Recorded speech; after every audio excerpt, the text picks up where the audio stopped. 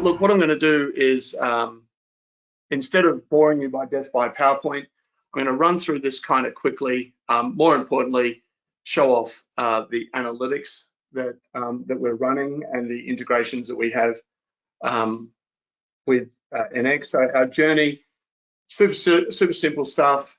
Nothing really to write home about. It's just our journey since 1997 in the tech space. So I won't sort of get you sort of terribly bored by all of that. So what do we do? Also, obviously, if anyone sat in on the webinar last time, we do focus on machine learning and artificial intelligence, but everything absolutely based around NX. We don't bother doing any technology that is not with NX. Everything we write operates within that environment. So and we try and sort of focus on that ecosystem. That's our partnership. We've been with NX basically since the very beginning, with Nathan and Sergey right back in 2010.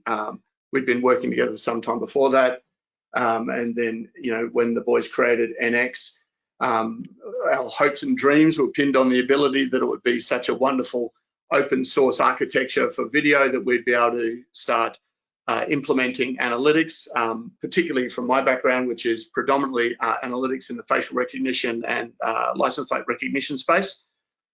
Hopefully we would move to a point where we could integrate all the technologies into NX. So, the analytics that we now integrate with NX is various license plate recognition technologies. We'll show you one of them today. People counting, dwell time, occupancy, age and gender. We do everything with heat mapping and path mapping, object recognition. And we're going to show all of those off to you today, where we've, in some instances, created our own libraries. In some of them, we've had partners help us create libraries. But everything operating with NX. The IRIX cameras, we did discuss these on the last one. What we're going to show you today is the interoperability between NX and IRIX, and I'll bring up some live IRIX that we have here that are actually running the object recognition Docker as we speak, and you'll be able to see that we can detect things like pot plants and humans and chairs and laptops. We have in this particular IRIX, we have an 80 object library that's completely selectable. So as opposed to a standard object library, you can go through and choose of the objects you want. And in fact, what we do quite a bit with this particular device is we load in a library that's specific to the customer's requirements. So someone might want to be doing something in the council space or in the sort of perimeter defense space, where we build specific object detection sets to go onto this camera, because of course this does have both thermal and visible optics. So we will show off that shortly. Facial recognition, everyone on the call absolutely knows what facial recognition is, so that's no big deal. And I imagine that in some of the instances you've seen Matt with other guests showing off facial recognition integrated into NX. We're sort of particularly proud of how we've got it running through with not just face, but age, gender, and sentiment, with 3-4 different facial recognition partners, depending on how you want to put it together. So we're going to show you 2 of those partners today. The object detection, again, we have a total repository of about 3,500 objects, and again, we do build it out to be specific by customer request. We don't charge extra for building it out. So if one of the SIs comes to us and says, for instance, we've got here that we do weapon detection, so guns, knives, spears, you name it, we'll actually create that library for you, build a confidence around it, and then be able to put that Docker, that particular Docker, onto your IRIX or onto your standard camera. As long as it's got some GPU running the server in the background, we can apply that license, that Docker, sorry, to the server, and have it running. So everything we do, we train and optimize ourselves, and then we sort of get it to a point where we believe that all of the detections are sort of higher than sort of 70% accurate. And then, of course, using NX, we can do the output. So you can, for instance, in the image that you see on the screen here, we can actually do a request. And when we do this with a number of customers where they want to know how many people are humans wearing a backpack, for argument's sake, we can actually do requests to pull that data specifically into an SQL or a Power BI with Microsoft, like we're doing with one of our customers in Sydney, where we're pointing the outcomes into Power BI. Any which way you want to receive the data. I mean, because it's sort of not it's sort of death by data if you just say how many people walk past the camera. Well, there's thousands. How many people walk past the camera that wear a backpack? How many people walk past the camera on a sunny day? Those pieces of data become more relevant. And so what we do is we help our integrators for their customers get the best, most efficient data that makes the most amount of sense. It's actionable. Just knowing about a person you're walking past isn't terribly actionable. The GPU. So these are boxes that we've developed with 2 of our partner companies in Taiwan. We talked about these on the last webinar. These are effectively an 8-port PoE, 1 uplink, so IOs at the back, USB HDMI. The secret sauce in the box is that we offer it with now 2 processors, the Xavier NX and the Xavier AGX, which is the big dog processor. On one of these boxes, we can absolutely run 8 channels of object recognition, or we can run about 4 channels of license plate or full vehicle recognition, and then object recognition on the remaining channels. What we're probably going to be able to show you today, providing the links stable, is that from a single stream, we're actually running complete vehicle recognition and LPR on a stream. And on that same stream, which is a 12 megapixel stream, we're also running object detection. So we're detecting humans and dogs and push bikes and all the other business using the same stream. And it's using one of these boxes. And look, they're incredibly affordable, particularly for the SIs, and it is just all we're doing there is just a big GPU box for processing video. Vehicle recognition, we'll show that off too. And of course, we are doing all sorts of different things with the vehicle recognition, as in it's not just vehicle recognition. We are recognizing the so Toyota, white utility, ABC123 number plate. But then we're actually doing other things with that video, as being able to set up, well, in the council and parking space, this is an infringement area. So for argument's sake, if a vehicle pulls up in that space between, when we're building logic around it, so between 9 and 5, you're not allowed to park there, or you're only allowed to park there for 15 minutes. And so we've created a whole bunch of logic around our vehicle recognition as well. You can probably see some of it on the background on the board behind me, where I was designing that out for one of our Kiwi partners.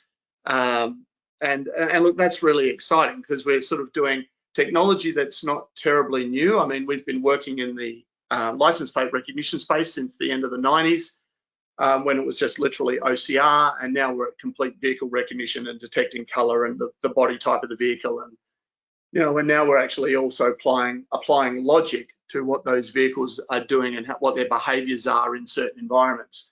So that's kind of funky.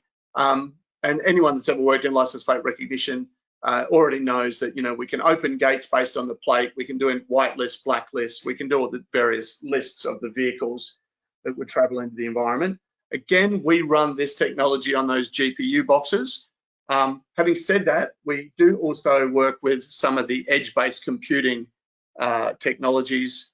We've trialed the Hanwha stuff. So the Hanwha cameras, we pull their license plate recognition stream straight from the Hanwha device into NX, but then we optimize it through our GPU processing to make sure that we've got the very best example of the plate, not just the capture, but the analysis of the plate and the analysis of the vehicle. So we're sort of working with a whole bunch of different technologies there. These are a bunch of our partners that we sort of work with all over the place. The one that's probably you're probably not terribly familiar with down here is Ignite Prism. We've been working with these guys again since they began.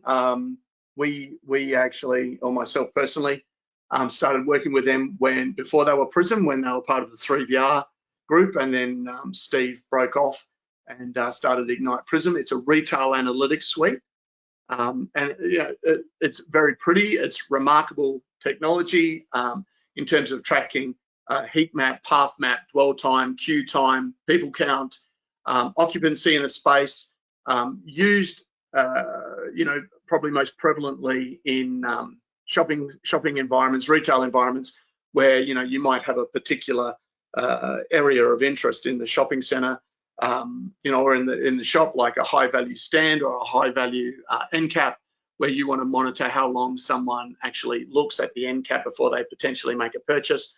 We link that software back into point of sale, so we can say, hey, Daz went and looked at this end cap for toothpaste or whatever it is, and took him 3 minutes to make the decision, and then did it result in a sale? Because then we test that against the point of sale outputs. So it's one that we could probably actually devote a whole webinar to, because it's really exciting and fun, and it's not new. I mean, it's 2013 technology, but it's just always been getting better and better and better, and it's very, very nice software to use. We like it. Case studies, airport deployments. Interestingly, I suppose, working with partners overseas to help them with their deployments of both NX and object recognition. So, for instance, at one of the airport groups that Matt and I have worked with, we're putting in about 4,000 channels of video.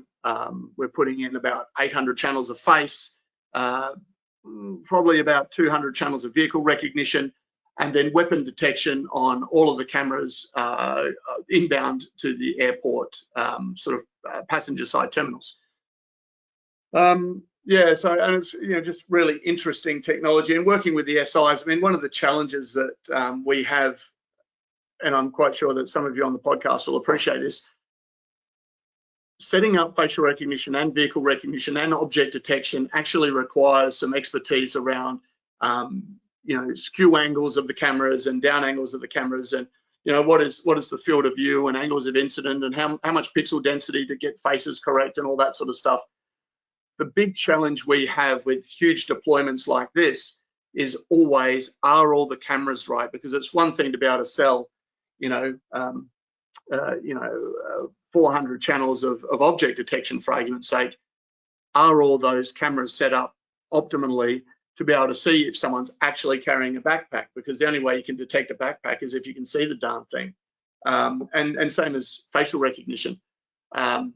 We've seen some interesting deployments of facial recognition where the cameras are set up where they're capturing the top of someone's head, or they're capturing the side profiles only.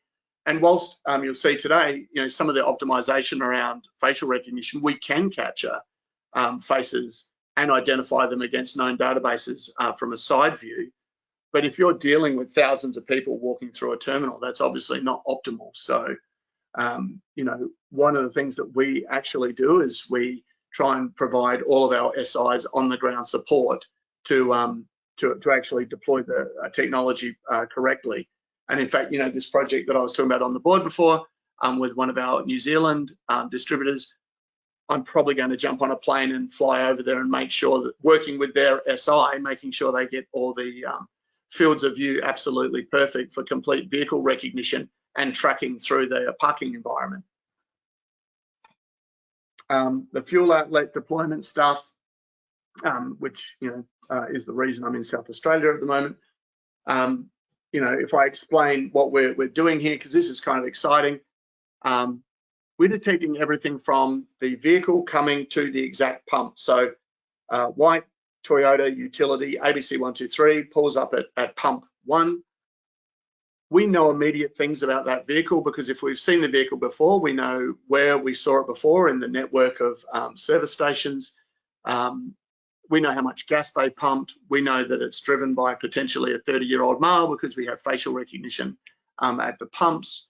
You know, we know whether they were happy or sad while they were pumping gas. I'm guessing everyone's probably fairly unhappy pumping gas. And then we actually track them coming into the store, and we understand their movement through the store. We understand their time on target, and then we understand what their total basket size is. And then putting that into like an Azure data lake, we can then start extrapolating all the data from that data lake and saying, okay, so if you see a 30-year-old male at 7 o'clock in the morning on a Monday, he's probably filling up his truck for the week. And then, you know, in that particular individual, whilst we don't know his name, we know that he buys a cappuccino and a banana on the way to work at sort of between 7 and 7:30 every Monday morning.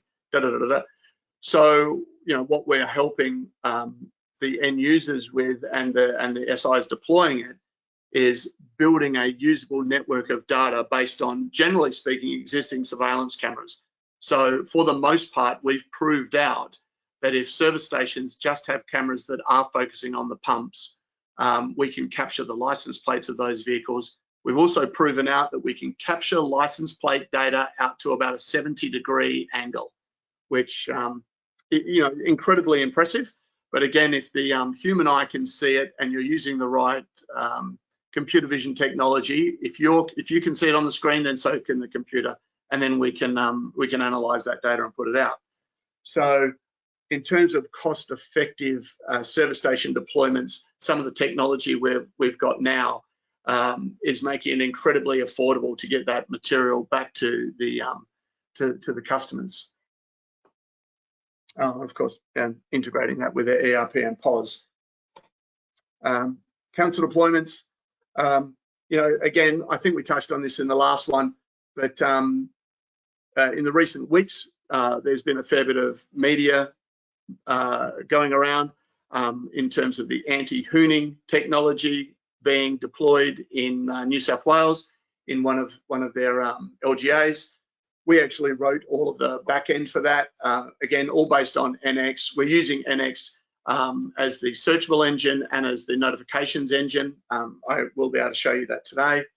And literally what we're doing there is we're tracking infringements for parking, antisocial behavior, we're tracking vehicles, we're tracking, we have the technology in place there to be basically tracking all of the variables within the detection zones of that LGA, and already the LGA is reaping significant rewards in increased positive social behaviour, reduction of people doing the wrong thing in those areas, and then I guess the public perception that the council is actually doing something for the constituents, and they're getting an enormous amount of social media pats on the back, if you will, and and speaking to the CIO of that LGA, they're saying that this is one of the most recognised deployments of anything or spend that the council's had in some time, just from positive sentiment from everybody out in the field. But again,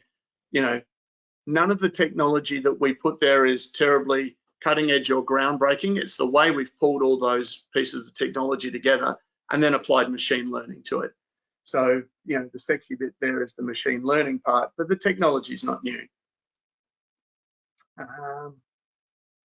This is just us doing stuff with pies.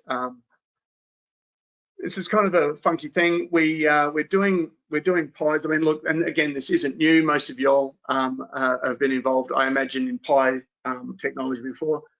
We're basically putting four, and you can see here the Hanwha cameras onto a pie. You put it in whatever size hard drive you like. But one of the really neat things that we're doing with this is we're actually using some small GPU cards that we can actually, for just a couple of bucks extra on the pie, add machine learning to the 4 channels. And we've been trialing that here in our lab, and it works like a charm. So what you can see here is the blue box here. That's basically what you're getting, just a dumb PLE switch. That's obviously the pie board, but in here we're putting in up to a 10 terabyte drive, and it's super simple, super low cost deployment. just easy and nice. And look, we're getting pretty good results, in fact, terrific results on 4 6-megapixel cameras. You know, and anything below that, we're getting great. And we're sort of running those at about 15 frames a second across the cameras, and not having the CPU on the Pi get to anything more than about sort of 60%. And now we're just testing with that GPU as well to see how much CPU saturation we have by changing everything around, and you know, monitoring things like how much you know, do we have the appropriate amount of RAM buffer and so on and so forth. But at the moment, just the VMS on Pi is incredibly stable. The other thing we've done too is we also have built Pis running NX Client. So some of our SIs are already buying, and it's a cut down version of this blue box, so it's a much smaller one, but we're actually running client on Pi. You can just screw that a little box to the back of any screen, have a keyboard and mouse hanging out, and it's running clients. Now, I probably will put some caveats on that. You know, if your client's running, you know, like a 40 or 50 camera deployment, and they want to bring in all 40 or 50 cameras onto the Pi, we are seeing a bit of slowdown on the Pi. So what we say is, if you're going to have it open for a long time, just pick the appropriate cameras of choice, not every camera in the network. But then it's, you know, again, full client, completely searchable. You can do all the bits and pieces with it. But just, you know, I generally advise not to put up, you know, 50 or 60 cameras. Just one of our little funky things about the video wall. We have a video wall that is literally for every SI to come and have a look at. It's open to everybody. You can come and play with our technology on the wall at any time you want. You know, all you have to do is come in. You can come in through the Art of Logic portal, put in a request. We can give you access to play with all the various technologies, and you know, certainly link up with myself or any of the team, you know, here or in New South Wales, and we can talk you through any of the tech. So what I'll do is I will jump out of this now, and I will professional services, blah, blah, blah, blah, live demo. Any questions? So I will now jump over to that. Oh, and just one I've prepared before. So before I talk about this, does anyone have any questions of any of that very quick run through on the PowerPoint? We've had a statement come through, and that's about it. Okay. Which is I'm not happy pumping gas, but very happy passing gas. God help me. Okay. Interesting. Yeah. So what I'll do is I will. So here's our IRIX. And who said that, Matt? I'll let you can appropriately. That would be one of our New Zealand friends. Of course it would be. Okay, so here's our object recognition. Here, this is just on an IRIX. So if you think about it, and I think I showed you the IRIX camera before, this is an all-in-one camera. It's about sort of, you know, this big, probably that big, it's about that deep. And we are running the CV22 chipset inside that camera. So it's doing all of the object recognition, machine learning, everything's happening inside the camera, including the storage. So we're putting in the 1 terabyte purple WD surveillance grade SD cards. And we're generally getting about 90 days of storage out of a single Optic. So the other neat thing about the IRIX is, of course, it does act as its own NX server. So that means that we can actually add other cameras to this camera and run object recognition on multiple Optics. This one just has one attached. And so for argument's sake,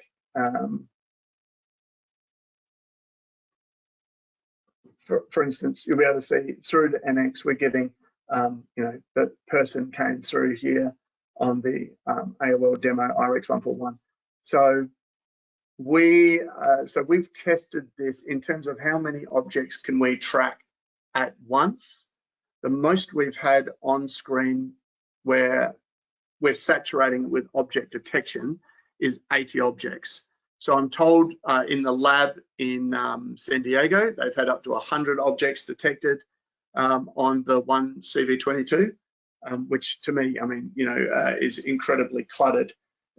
I can show you images from before when there were lots of people in the office. As I scroll through, in fact, I'll just come up here and search, for instance, for chair. Let's go to person.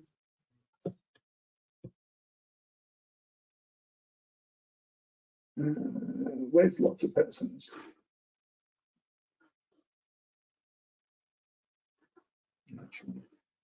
I'm just trying to show you where there are lots and lots of objects maybe being detected. And even that's not lots and lots. Sorry, ooh, that was blue steel from Steve. Oops. Anyway, yeah, so that's that running. And of course, you know, we're detecting stuff outside and, you know, blah, blah, blah, blah. The, you know, object recognition is obviously not new. I'm assuming to most of you on the call, you're all aware of what it is. The uniqueness here is that we're actually putting this through into NX, where it's searchable by any of the objects in the selectable library.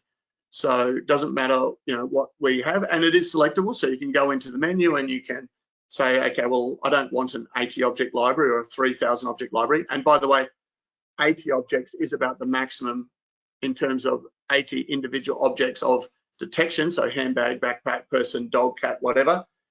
80 objects is about the maximum size for the library on that particular chipset. However, on the larger GPU boxes, we can 100% run far more than that. And depending on how much GPU we have access to, depends on how big we can make the library. And then, of course, how many optics we plug in and how big our searchable area is, we can increase it fairly dramatically. So we're running a couple of face rec cameras here.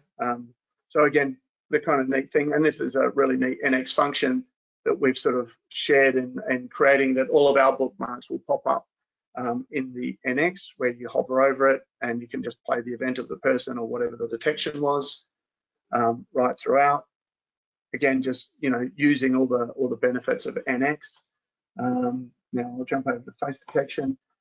This is our smart face integration into NX.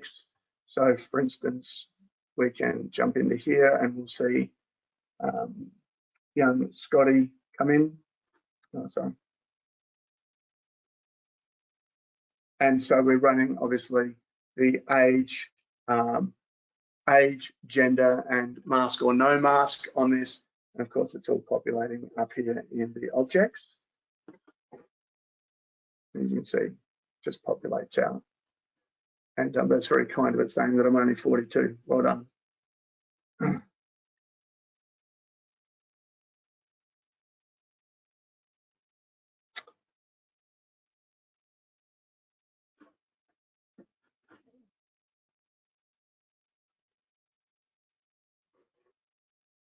Again, nice and easy. Now I might actually, so are there any questions on the face rec or the object rec? Nothing come through. No? Cool. Now, so the other thing too, we do run facial recognition on IRIX. We work with a partner in the US called TrueFace. They've, I mean, you know, anyone that's in face rec in the US, we basically all came out of the same place once upon a time. Everyone's out doing it for themselves. The neat thing about this is that a heavy technology like facial recognition can actually run on the CV22. It's incredibly accurate, particularly at short range, like 8 meters. We do still rely on a cloud backend or a single a centralized server repository for the face library, but then that library is absolutely attached to the edge. The only thing that I would say about running heavy facial recognition on an IRIX camera is, apart from NX, so it's NX with TrueFace running over the top, That's the only thing you can run. You can't turn on object recognition. You can't turn on any other analytics. It's just face on a camera, which, you know, it's kind of funky, but at the same time, I think the object recognition stuff, and there's a few other functions that we don't see work as efficiently in NX once we've got true face running on the device. Whereas when we run object recognition, we also can run our thermal detection as well and bring up a thermal image. And I'll just show you, for anyone that's interested in the thermal image. Okay, so it's playing silly buggers. And again, I'll just bring it in again. We've just had a couple of questions come in, Des. Yep. Object recognition in NX is done in NX server or the camera? Say that again. The question that we've got is object recognition in NX is done in NX server or the camera? Yeah, great question. If it's an IRIX, it's actually done inside the camera on IRIX. So it doesn't, but then again, the NX server also lives inside the IRIX camera. So there's no additional box. It's just an IRIX camera, object recognition, NX server, everything happens, and the storage inside the camera. So everything's in camera. If you're running object recognition in an NX server, the only thing we'd say is you have to have a suitable graphics card. And that's why we created the GPU boxes to make a really low cost add-in to any NX environment. So if you're already running, you know, 50 cameras of NX on a standard, you know, Dell server or Supermicro or whatever you run your NX on, and you have no graphics card, you can plug in these GPU boxes, merge the servers, and then you're applying GPU to your entire NX network, and then you put the object recognition on the GPU box. Does that make sense? Yep. And then one more question. How do we train the cameras to detect particular vehicle types, i.e. truck, trailer, bus? Yeah, so it's already done. We so the last optimization of the vehicle recognition library for Australian vehicles was only done 6 weeks ago. So it's the very, very latest iteration of learned vehicles for Australia, and the latest plates. So we actually put up about 10,000 images every 3 or 4 months for optimization, where we retrain the database. So for argument's sake, it will detect a Kenworth truck or a Mack truck or whatever. Those are already in there. In terms of trailer, it absolutely will detect a trailer and say that's a trailer. And if it can detect the trailer's plate number, it'll say trailer, plate number this. One of the things that we probably haven't looked at closely enough is if the prime mover and the trailer are attached and moving, where the prime mover goes through, it would detect that it's a white Kenworth large truck is what it would be called, large truck. It will give you the plate number, and then as the vehicle passed through, if there was a camera looking, if you had a camera track for prime movers in logistics facilities, for instance, it would then capture the trailer number as it passed through and identify that it was a trailer, plate number this. But having said that, that's the same as shipping containers. We can also run the number detection of the registration number of the shipping container on the back of a trailer. So we can actually flag that it's a container, and then we would capture container, red, number of the container, and then trailer, white, number, plate number. Cool. Yep, cool. Yeah. So again, this is the thermal side of IRIX. So they're in the same camera. It's a optical and a thermal camera. And I mean, I can actually show you one of these. I'll just get someone to go fetch me an IRIX, just so you can. So I think we've got something in there, maybe in the development box. One down. No, one down. Maybe just so you can. Yeah. Oh yeah. So we'll show now. I just got an indoor one from just outside the door there. So here's the this is the outdoor IRIX. Obviously thermal up the top, optical down the bottom. And in fact, these little covers here that you can see, these are for where our development path map is for adding environmental sensors to the camera. So, you know, particulate detection. Ian and Frank that are leading the development on this, they're actually looking at being able to use these in petrochemical facilities for detecting gas leaks and all that sort of business. So haven't got the integrated environmental sensors yet. However, we have integrated environmental sensors with the IRIX as an external environmental sensor on a pole, where we just use the inputs to take from the environmental sensor and integrate that information into NX. So we can sort of say, you know, what our humidity is, what our temperature is, and then provide the optics. So in our object detection, we are saying, well, you know, and we're actually hoping to test this up in Mildura shortly, or the Riverlands. Oh, here we go. I've got here's our indoor IRIX. Thanks. They're this big. Again, thermal on top, optical down the bottom. We've still got the sensor inputs, but again, we haven't done that yet. And then of course the control box, PoE, and we have IOs on the back. And again, all the storage in there. So currently we've only tested up to the 1 terabyte storage, SD storage on those. You know, I think I got a bit off track there. Where was I going next, Matt? Oh, I think. Honestly, you lost me about 5 minutes ago. So. Sorry. So look, that's all that. Thank you, Matt. Very, very kind of you. And I just will show you this. I hope this comes through okay. This is the vehicle recognition stuff that we've got patched through. So this is just a still shot. I just froze it here, where basically we're saying, okay, so these are no stopping zones here and here. Vehicles have pulled up inside those no stopping zones, and it's actually created events to say that this sedan, and that's, so this vehicle over here, CTT74A, there it is. Now, it is interesting, we're calling that a sedan where it's actually a utility. The United States, when they build their naming conventions, don't see that as a utility, they see it as an SUV or a sedan. So, you know, a couple of things that, you know, that we would probably consider different there. But, and again, this one here is this event down, J.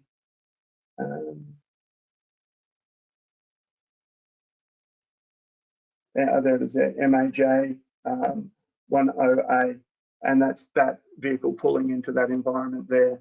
So, you know, and so that's just, for us, that's a logic transmission where we would send that out to an infringement team, and they would get notified. I think, you know, generally our latency on that is seconds. So that vehicle, what we've written actually is some attached logic to that to say, well, look, if the car pulls up there for less than 1 minute, don't send the notification to the infringement team. If it stays there for longer than a minute. So we do a first and what would you call it, like a first notification. So vehicle has pulled up in the infringement area, then we set a clock that says, okay, so after 60 seconds, then send the infringement notice.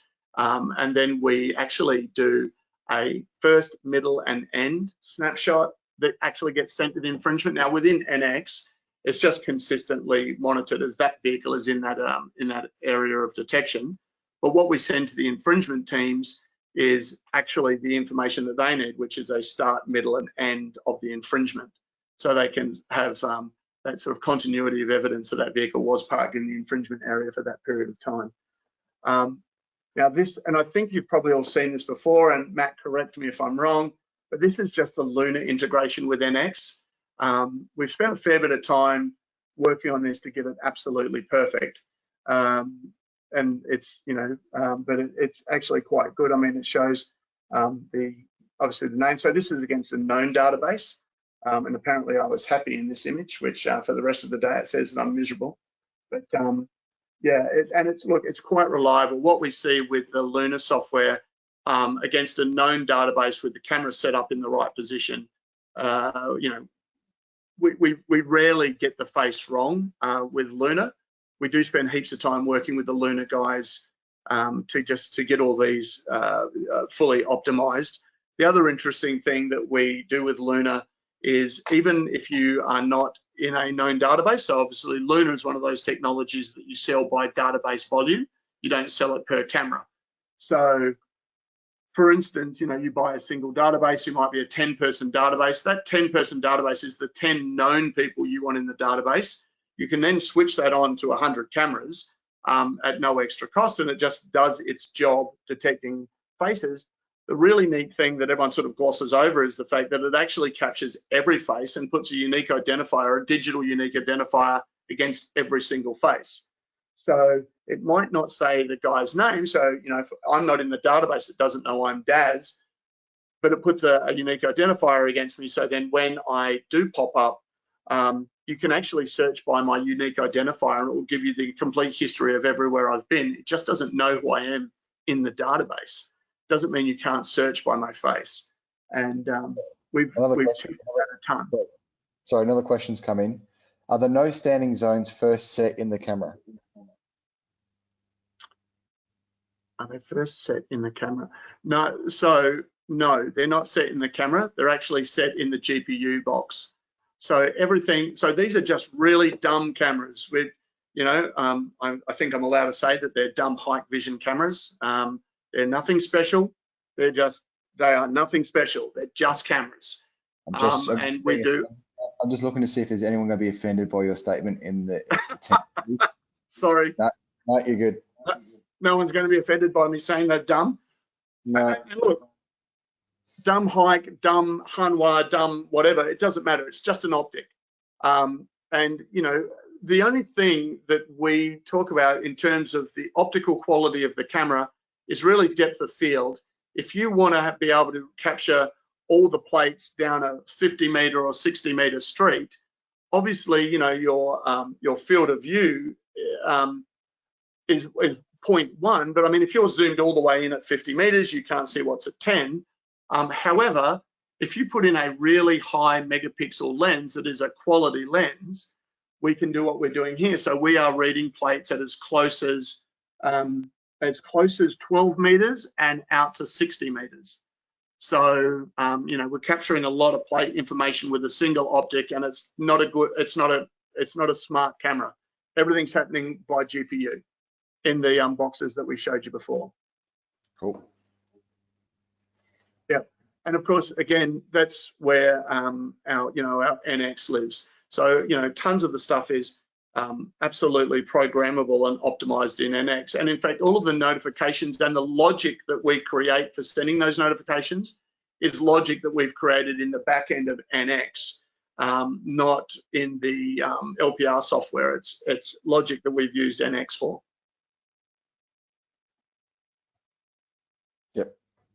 Yep. So are there any other questions? Anything anyone would love to see that they haven't already seen?